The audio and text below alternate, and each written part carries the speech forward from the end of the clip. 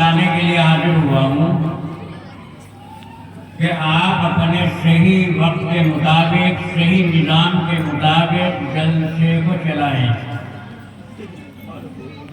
یہ نہیں ہوگا کہ صاحب آپ کے انتظار میں ہم یہاں بیٹھے ہوں، عصر کی نمازیں ختم کرتے، مغرب کی نمازیں ختم کرتے۔ آپ سن لیجیے کیسے کیسے جلسے کا نظم چلے گا۔ تعجب تو اس بات کا ہوتا ہے کہ ہمارے مدرسے سے تقریباً 13-14 حافظ قرآن ہوئے۔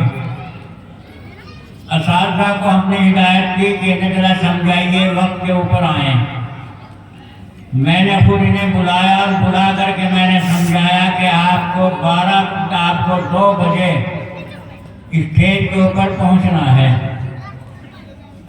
میں نہیں سمجھ پاتا کہ آخر یہ کون سا ہمارا خوشی کا موقع ہے کہ جو حافظ قرآن ہیں انہیں تو ہم گھروں میں بٹھائے رکھیں، اور وہ مدرسہ اور وہ اساتذہ جن کی برکتوں سے انہوں نے قرآن پاک حفظ کیا وہ تمہارے انتظار میں رہیں۔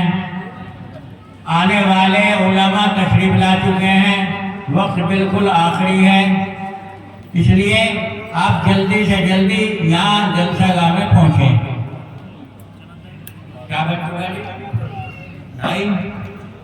اس وقت میں 2:30 بج چکے ہیں، اور میں آپ کو بتلا دوں کہ مدرسے کی مسجد میں صحیح 5:15 بجے عصر کی اذان ہوگی۔ اس سے پہلے ہمارے بہت سے محترم بزرگان دین، علماء کرام یہاں تشریف لا چکے ہیں، اور آپ تعجب کریں گے کہ دارالعلوم دیوبند سے تشریف لانے والے جو کہ ناظم ہیں شعبہ تنظیم و ترقی کے، وہ پہلے یہاں تقریر کر کے جا بھی چکے ہیں اور آپ اپنے گھروں میں ہیں۔ اس وقت میں حضرت مولانا مفتی محمد عارف صاحب جو وقت دارالعلوم کے شیخ الحدیث بھی ہیں اور اپنے زمانے کے پہنچے ہوئے، تسلیم کیے ہوئے، علماء کے مانے ہوئے بزرگوں میں ہیں، بہترین درس و تدریس میں ماہر ہیں اور فتوے میں ماہر ہیں، وہ تشریف فرما ہیں۔ انہی کے ساتھ ساتھ دوسرے حضرت مولانا عبداللطیف صاحب جو مفتاح العلوم جلال آباد میں بڑی بڑی کتابیں پڑھاتے ہیں، وہ بھی تشریف فرما ہیں۔ اور اس کے ساتھ ساتھ اس مدرسے سے فیض حاصل کرنے والے ہمارے مولانا طریقت صاحب ہوئے یا مولانا مستقیم صاحب ہوئے اور دوسرے حضرات، وہ بھی یہاں موجود ہیں۔ اب بتلائیے، اگر آپ ان سے کچھ لینا چاہتے ہیں، کچھ فیض حاصل کرنا چاہتے ہیں تو بھئی آپ بھی وقت کی قربانی دیجیے۔ یہ آنے والے تو وقت کی قربانی دیں اور تم گھروں سے نہ نکلو۔ یہ آنے والے تو سفر کی تکلیف اٹھائیں اور آپ لوگ جو ہیں گھروں میں مستی میں بیٹھے رہیں، تو بھئی کیسے علم آئے گا؟ اس طریقے سے آپ فیض حاصل کریں گے۔ یہ وہ مدرسہ ہے جس مدرسے کا ایک پورے علاقے میں ریکارڈ ہے۔ خاص طور سے بستی والے ہمیشہ اس مدرسے کے ساتھ جو اپنا سلوک پیش کرتے ہیں، اس کے چرچے عام لوگوں میں رہتے ہیں کہ بھئی اگر جلسہ دیکھنا ہو، دین کی باتیں سننی ہوں، علماء کی تقریریں سننی ہوں تو اس جلسے میں ضرور جاؤ، یہ عوام کی زبانوں کے اوپر رہتا ہے۔ تو آپ اپنی سنت کو زندہ رکھیے، اپنے اس طریقے کو زندہ رکھیے۔ ابھی جو میں نے بتلایا 2:30 بج چکے ہیں، اس میں ابھی تشریف لائیں گے ہمارے مولانا عبداللطیف صاحب، آپ ان کا بیان سنیں گے۔ اس کے بعد میں یا اس سے پہلے اسی مدرسے سے فارغ مولانا مستقیم صاحب، آپ ان سے اچھی طرح واقف ہیں، وہ بھی یہاں کچھ دیر آپ کے سامنے آئیں گے۔ اور اس کے بعد میں مدرسے کا حساب و کتاب اور پھر بچوں کے سروں پر دستار۔ اور یہ بھی میں آپ کو بتا دوں کہ جو دستار میں شریک نہیں ہوگا وہ ہم سے مطالبہ نہ کرے کہ صاحب اس کے دستار نہیں ہوگی۔ جب آپ وقت کے اوپر آ نہیں سکتے تو پھر ہمیں کیوں آپ مجبور کرتے ہیں؟ میں نے انہیں بتلا دیا تھا 2 بجے انہیں یہاں پر پہنچنا ہے، آپ تو گھروں سے نہیں نکل رہے۔ اور عجیب بات یہ ہے کہ جو پانی پلانے والے ہیں وہ پیاسوں کو بلا رہے، یا تو پیاسے پانی کو تلاش کرتے یا الٹا کام ہو گیا دنیا کا۔ تو بھائی اس کے بعد میں حضرت مفتی صاحب کا بیان ہوگا اور پھر ٹھیک 5:15 بجے جلسے کی دعا ہو جائے گی۔ یہ مختصر سا پروگرام میں نے آپ کو بتایا ہے، وقت بہت کم ہے، 3 بجے دستار ہوگی انشاءاللہ، اس لیے آپ جلدی سے جلدی پہنچیں۔ چلاؤ جی پروگرام کا ہے آگے پانا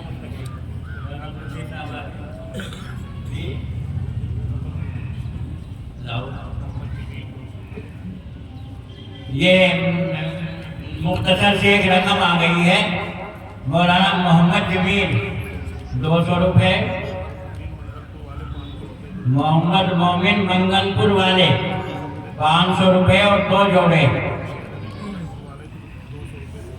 جمشید علی منگل پور والے 200 روپے اور 2 جوڑے، یہیں کے بندو رحمت علی 2000 روپے، محمد گلزار دکاندار 1000 روپے، حسن الدین 1000 روپے، محمد خیال 3000 روپے۔ اب آپ دیکھیے کہاں منگل پور اور کہاں بھیسانی۔ منگل پور والے آواز سن کر کے یہاں پہنچ گئے تمہیں دینے کے لیے، اور آپ لوگوں کو ہمیں بلانا پڑے بڑے تعجب کے بعد۔ اب آپ ذرا پابندی کے ساتھ سنیں، اور ایک میری درخواست یہ ہے کہ آنے والے ادب کے ساتھ جلسہ گاہ میں بیٹھتے رہیں۔ اگر کوئی ضرورت پیش آ گئی، انسانی ضرورتیں ہیں، پیشاب کی، استنجے کی، تو ادب کے ساتھ اٹھ کے چلے جاؤ اور پھر اپنی جگہ بیٹھ جاؤ۔ یہ آپ سمجھ لیجئے کہ یہ علم جو ہے یہ ادب چاہتا ہے۔ آپ چھوڑ دیجئے اسکولوں کو، چھوڑ دیجئے ان کی مثالوں کو۔ آپ یہ دیکھیے کہ اگر آپ نے کباڑ ڈالنا شروع کیا کوڑی کے اوپر، اور اس کے اوپر ناپاکی گندگی بھی ڈالنی چاہیے، ڈالتے رہیے، اچھا فائدہ پہنچے گا، کھاد بنے گا، کھیت میں فصل اچھی پیدا ہوگی۔ اور اگر پیشاب کا ایک قطرہ بھی آپ نے بھرے ہوئے دودھ کے ٹب میں ڈال دیا تو پورے کا پورا ٹب ناپاک ہو جائے گا، اس کا پینا کسی کو جائز نہیں رہے گا۔ یہی سمجھ لیجئے دین جو ہے جس کی بنیاد قرآن پاک ہے، جس کی بنیاد حدیث پاک ہے، یہاں اگر بے ادبی تراشی بھی آ گئی تو علم کے فیض سے وہ محروم رہے گا۔ یہ ٹھیک ہے رکھ لے گا، یہ ٹھیک ہے زبانی کتاب سنا دے گا، لیکن علم جو سینے کے اندر ایک نور، ایک روشنی پیدا کرنا چاہتا ہے وہ اسے حاصل نہیں ہوگا۔ اصل تو علم کا یہ ہے کہ علم کے حاصل ہونے سے دل کے اندر، سینے کے اندر روشنی پیدا ہو، نور پیدا ہو، سکون پیدا ہو، گھبراہٹ دل کے اندر نہ آئے۔ یہ ہے وہ علم کے فیض۔ مصیبتیں آ جائیں، تکلیفیں آ جائیں تو بندہ اللہ کی طرف جھک جائے، اللہ کے علاوہ کسی کے بارے میں یہ بھی خیال نہ آئے کہ کسی کے ہاتھوں میں ہمیں کوئی تکلیف پہنچانا ہے یا کسی کے ہاتھوں میں ہمیں آرام پہنچانا ہے۔ یقین مومن کا اتنا مضبوط جم جائے کہ اللہ کے علاوہ نہ کوئی تکلیف پہنچانے والا، نہ اللہ کے علاوہ کوئی سکون دینے والا۔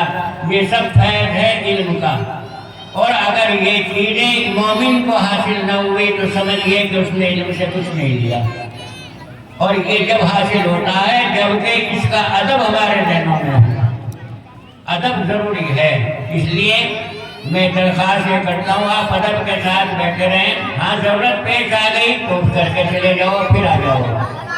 اب آپ کے سامنے پروگرام شروع ہوگا، تقریر کے لیے میں حاضر نہیں ہوا، میں نے تو یہ مختصر سا جلسے کا پروگرام بتایا ہے۔